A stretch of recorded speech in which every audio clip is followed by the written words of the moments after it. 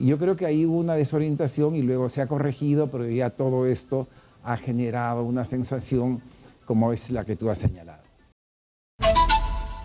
Ahora le doy la bienvenida a Manuel Rodríguez Cuadros, ex ministro de Relaciones Exteriores, embajador. Bienvenido, muy buenas noches. Buenas noches, Karina, y tengo mucho gusto de estar en el programa con este nuevo formato y con este nuevo horario. Muchísimas gracias por estar aquí, le agradezco por venir hasta Exitosa y vamos a hablar, como usted ya bien sabe, de lo que ha pasado con México y esta solicitud de visa que se hizo desde el Perú, que se pidió por reciprocidad, eso es lo que nos dijo nuestro canciller, pero después, en menos de una semana, se retrocedió. ¿Por qué se hace esto desde la Cancillería? Pareciera que se toman medidas poco pensadas, reactivamente, sin sustento técnico.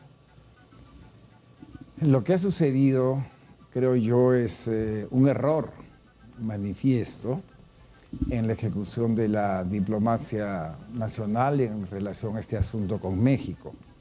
Y voy a tratar de explicarlo de manera muy sucinta, muy rápida y absolutamente comprensible.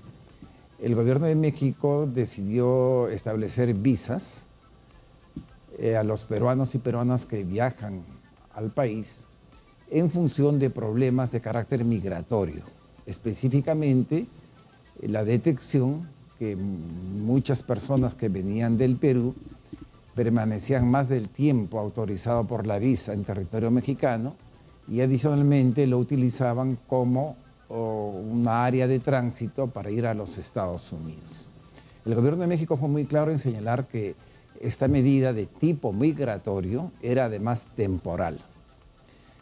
Consecuentemente, lo que se debió hacer, a mi juicio, es tomar en contacto con las autoridades mexicanas y tratar de que la temporalidad sea pues, lo más corta posible debido a la enorme importancia que el flujo de turismo mexicano tiene en el desarrollo de la industria turística en el Perú. Sin embargo, se analizó mal y se leyó equivocadamente los hechos.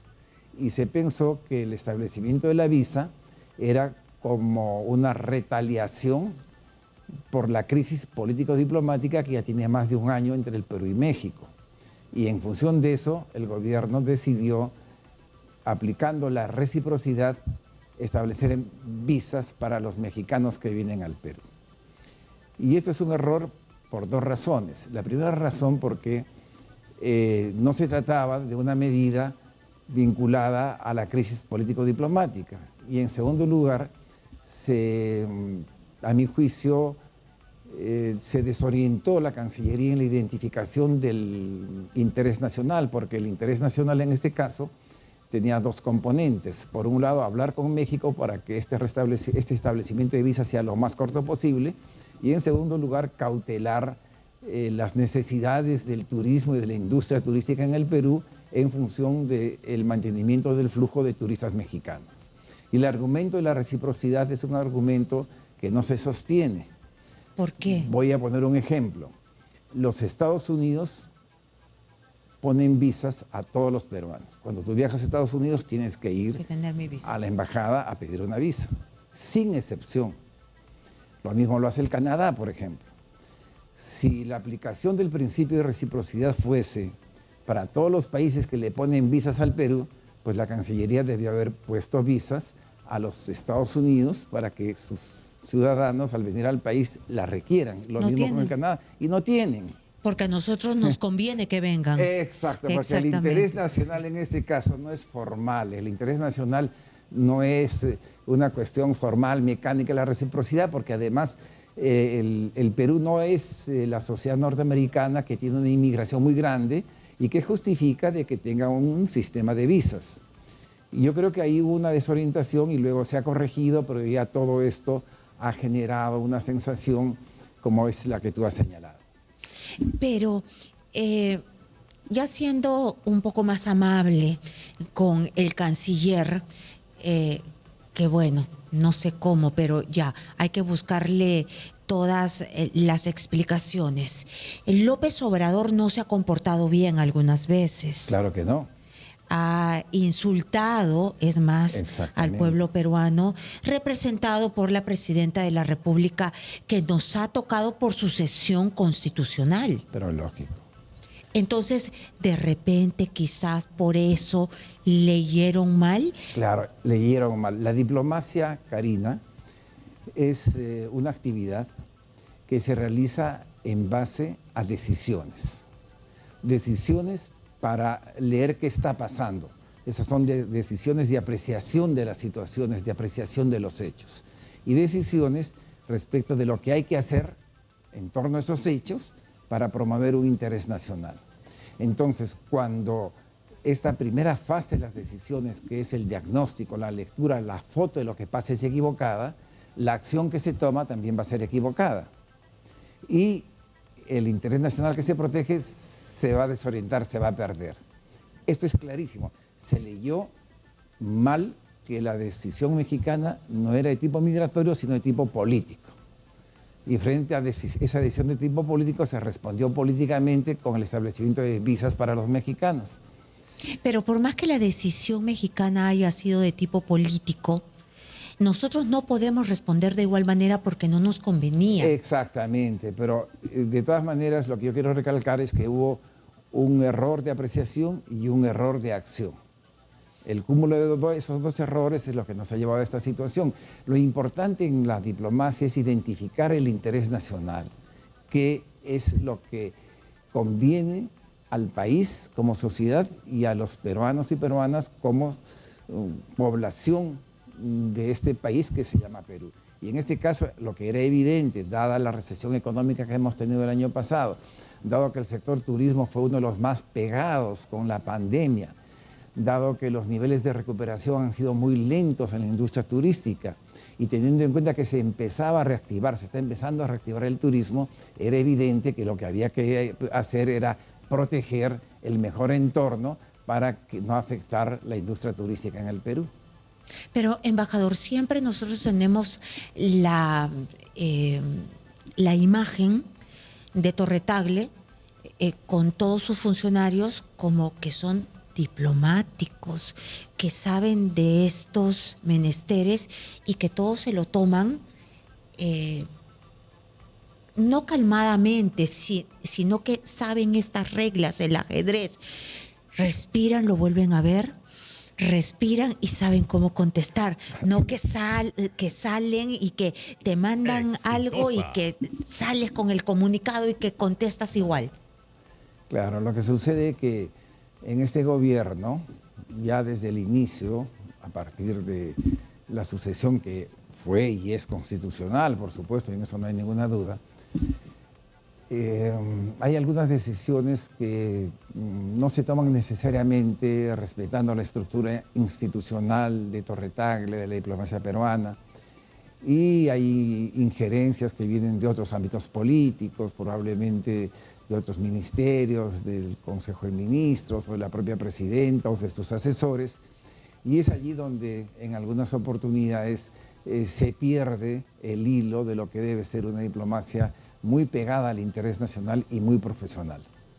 Uy, pero eso estamos muy mal. Entonces, de repente esto fue una reacción desde Palacio de Gobierno. Ya hemos visto cuando antes, las primeras damas, Nadine Heredia, había metido como que su cuchara dentro de Torre Tagle y ella era una primera dama que ya más parecía presidenta.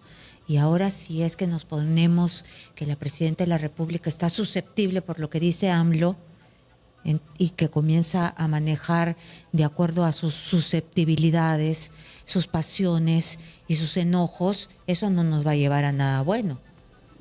Claro, por ejemplo, si nosotros recordamos los episodios que se dieron con la anterior canciller, especialmente la visita a los Estados Unidos y la visita al Vaticano, ¿no?, donde aparentemente había una directiva para obtener fotografías con estos mandatarios, y eso puso al Estado peruano, a la dignidad de la nación, como tú decías, en una situación embarazosa porque hubo declaraciones y relatos de hechos Exitosa. que no eran exactamente ciertos, que inclusive fueron desmentidos en alguna manera por las fuentes externas, y eso afectó la imagen internacional del Perú.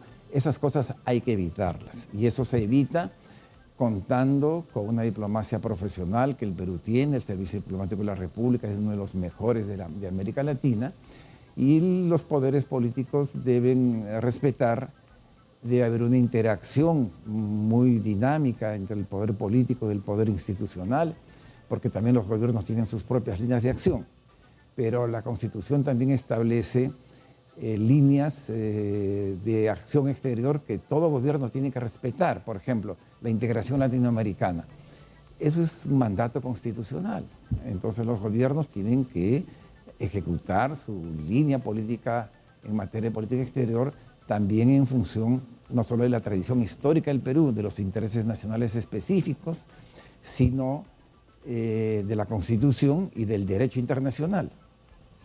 Sí, claro, recordamos muy bien, por ejemplo, con el presidente de los Estados Unidos que se dijo o se trató de vender una reunión que no había Nunca sucedido, existió, claro. ¿no? Y que lo jalaba de la mano sí, Claro. por todos lados, y que se dijo que era una reunión y que no existió, y eso se iba a saber rápidamente porque las reuniones tienen toda una formalidad Pero distinta. lógico, además hay una agenda, y en el caso de los Estados Unidos es la primera potencia mundial.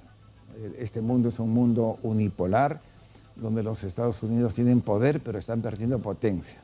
Poder es la capacidad de influir en el otro. Potencia es la capacidad de hacerlo realmente. Entonces, en este mundo los Estados Unidos tienen el poder, pero no tienen la capacidad, están perdiendo la capacidad de hacerlo efectivo. El caso, por ejemplo, del Medio Oriente, donde Netanyahu Exitosa. realiza una guerra contra Palestina que viola las normas más elementales de la propia guerra, del derecho internacional humanitario, y el presidente Biden asume unas posiciones diferenciándose, busca influenciar para que la cruel matanza que hay en Gaza no se continúe profundizando, y el gobierno israelí resiste, y hay un problema en este momento de capacidad de influencia de los Estados Unidos. Entonces, en este mundo, países como en el Perú tienen que contar con su diplomacia profesional, tienen que contar con sus objetivos muy claritos, que son los de la población. Finalmente, la política exterior no es abstracta. La política exterior, ¿a qué está dirigida? A que todos los peruanos y peruanas vivamos en un ambiente de seguridad colectiva e individual, tengamos bienestar, se protejan nuestros derechos y accedamos a niveles de justicia y a niveles de satisfacción de las necesidades con igualdad, o por lo menos con una gran equidad social. Ese es el objetivo de la política exterior. Claro, bienestar, ¿no? Todo lo que se Bienestar, consigan, claro. sea en retribución o para mejorar todos nuestros estándares. Así es, las condiciones de vida de la gente. Hay veces pensamos la política exterior como algo muy abstracto, así de academia o de niveles políticos oficiales, el protocolo. No, la política exterior tiene que ver con la vida de nosotros. Se aterriza, por supuesto. Y aquí viene mi segunda pregunta, saliéndome un poco del tema, pero ya usted me da el pie para hacérsela, porque sí aterriza, así como aterriza pues estos, la diplomacia para ponerla a la presidenta al costado de los grandes líderes, o hacer que delincuentes de alto perfil estén Exitosa. en nuestro país para responder ante la justicia. El día de hoy se desató un escándalo, porque ya se sabía que el dueño de la casa de Zarratea había sido detectado por por migraciones de Estados Unidos en septiembre. Está retenido. Está retenido, pero hoy día la Policía Nacional ha hecho un papelón, ¿no? Diciendo que lo habían detenido ellos, ¿no? Sí. Es como el caso Biden, ¿no es cierto? Sí, hay un patrón que no es serio, y el gobierno es lo más serio que existe, porque el gobierno es cómo organizar la vida de los peruanos, que hay grupos sociales distintos, en términos de satisfacer las necesidades de todos y de que eso se haga con una vinculación entre el Estado y los ciudadanos basado en la verdad, basado en el respeto a la dignidad de las personas, basado en la no corrupción, basado en no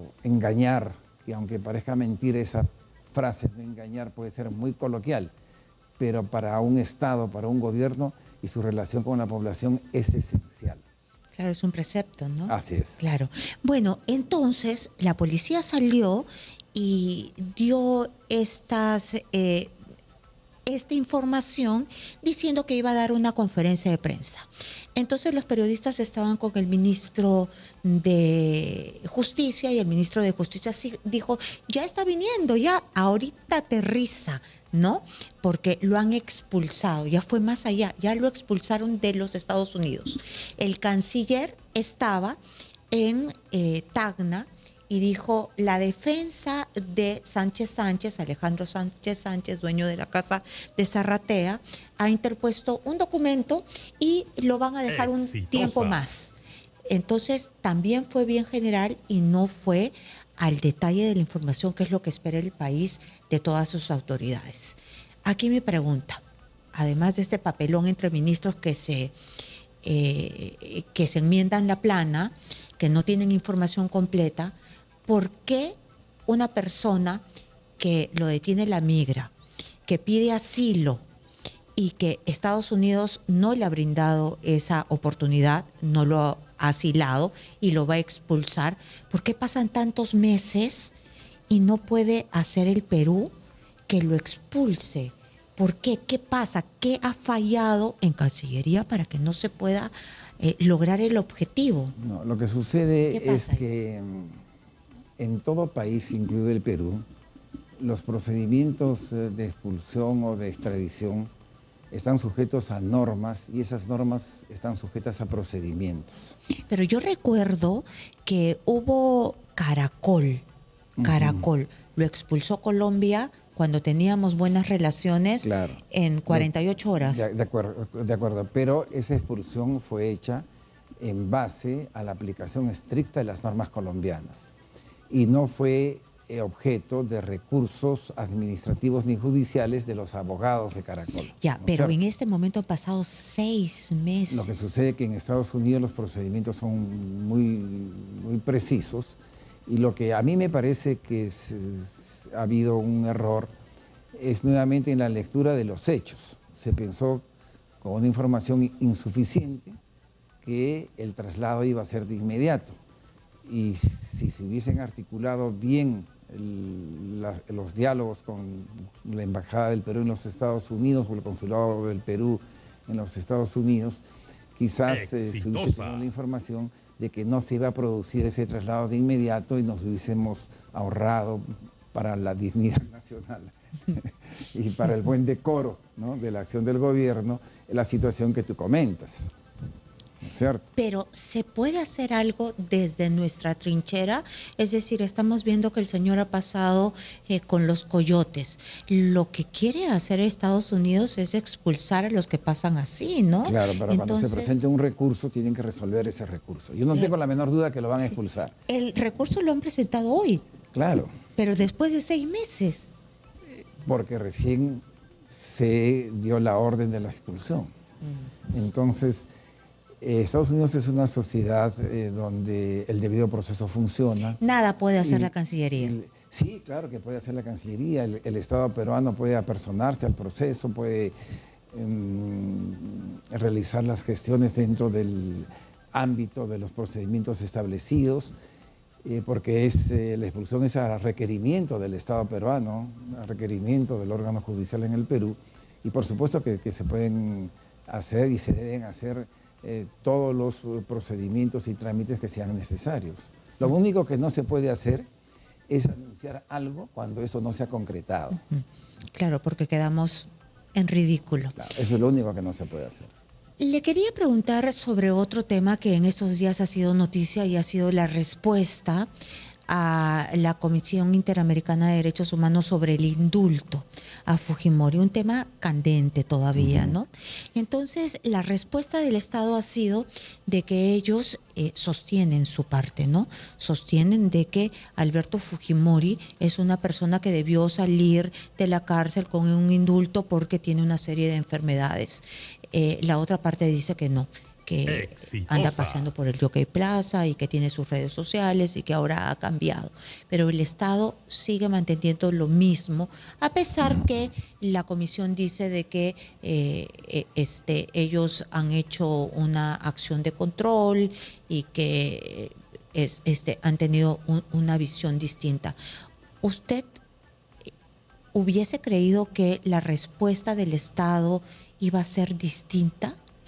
¿O es en el marco de lo que han sostenido desde el primer momento? Claro, es una respuesta que es coherente con el error jurídico de la posición inicial, porque todo esto se basa en la idea que las sentencias de la Corte pueden tener un límite en las decisiones jurisdiccionales del Poder Judicial en el Perú, y eso no es así, porque la Corte en sus decisiones tiene un carácter supranacional y de acuerdo a nuestra propia Constitución, esas sentencias se tienen que ejecutar en el país y no hay excepción para esas sentencias.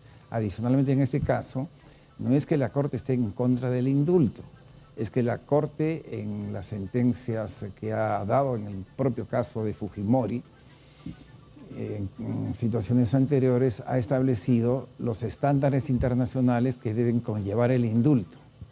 Pedir y esos perdón, estándares internacionales, pagar. según la Corte, no se han cumplido. Claro. Y lo que va a pasar ahora es que la Corte se va a ratificar probablemente en el sentido que el Estado peruano está en desacato a la sentencia y exigirá el cumplimiento de la sentencia.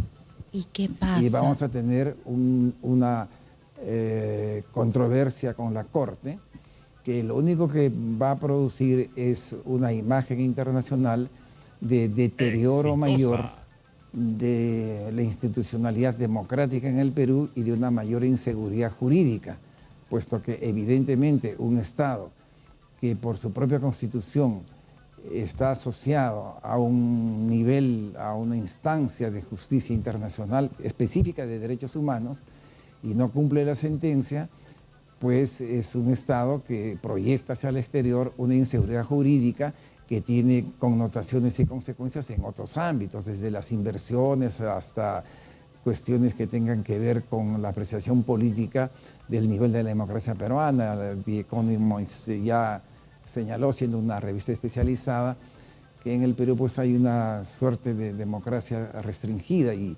el peligro es ese, el peligro es que una sumatoria de decisiones internas que están modificando la Constitución bajo estándares que no respetan estrictamente la separación de poderes, lleve a la comunidad internacional a pensar que en el Perú se está alterando la democracia. Y en ese sentido, y hay voces que plantean a nivel de la OEA la posibilidad que se aplique la Carta Democrática Interamericana al Perú si es que esta tendencia se sigue acentuando. Pero ¿se podría aplicar la Carta Interamericana cuando se ha aplicado, por decir, a Venezuela, que está bajo una dictadura hace muchísimo tiempo? Sí, en el caso de Venezuela se aplicó, pero Venezuela se retiró de la OEA, ¿no es cierto? Y eso no haya obstado para que la OEA condene la situación que se vivió en Venezuela, y eso hace que la realidad venezolana sea una realidad controvertida a nivel internacional. El gobierno del presidente Maduro es un gobierno que está entre la dictadura y un Estado de Derecho formal, pero eso tiene unas consecuencias muy grandes de aislacionismo del país, de sanciones, de inhibición de los flujos de inversión, y por eso hay una crisis profunda en Venezuela. Nosotros, los peruanos, creo que debemos concebir nuestro desarrollo económico en el marco de una democracia y de un Estado de Derecho que se ejerzan a plenitud. Y ese es el peligro que tenemos actualmente, porque hay una serie de decisiones que se están adoptando, la última, que es la aprobación del Congreso de la ley por la cual el Jurado Nacional de Elecciones va a poder ser objeto de un proceso de juicio constitucional, lo que afecta a su autonomía, y eso pues incide directamente en una percepción de que se está rompiendo la división de poderes y elementos esenciales del Estado de Derecho. Sobre todo estas cuestiones desde los Estados Unidos y los países de Europa Occidental ya desde hace meses han manifestado una inquietud y una preocupación. Los que defienden esta reforma dicen de que quiénes son ellos para no estar bajo el que digamos la supervisión, fiscalización de los congresistas, que también son los que ven el tema político, ¿no? Claro, lo que sucede es que eso denota una carencia bastante marcada de lo que es la democracia. La democracia no es la imposición de un poder sobre los otros poderes y no es la expresión de un poder absolutista y autoritario que decide todo. En las dictaduras, la ley le da el poder total a una Asamblea Nacional o le da el poder total a un Ejecutivo. Entonces, hay una base legal para el ejercicio autoritario y totalitario del poder. Pero cuando la democracia, que es el caso del Perú, se funda en el concepto de democracia representativa, que implica separación de poderes, que implica justamente que un poder no sea omnímodo y el poder electoral, el poder ejecutivo, el poder judicial, no pueden estar sometidos al poder del Congreso de la República, porque entonces rompemos el equilibrio de poderes, rompemos la estructura de la separación de poderes y afectamos gravemente a la institucionalidad democrática. De acuerdo, ha quedado muy claro. Muchísimas gracias al embajador Manuel Rodríguez Cuadros, exministro de Relaciones Exteriores. Muchísimas gracias por estar aquí. Gracias.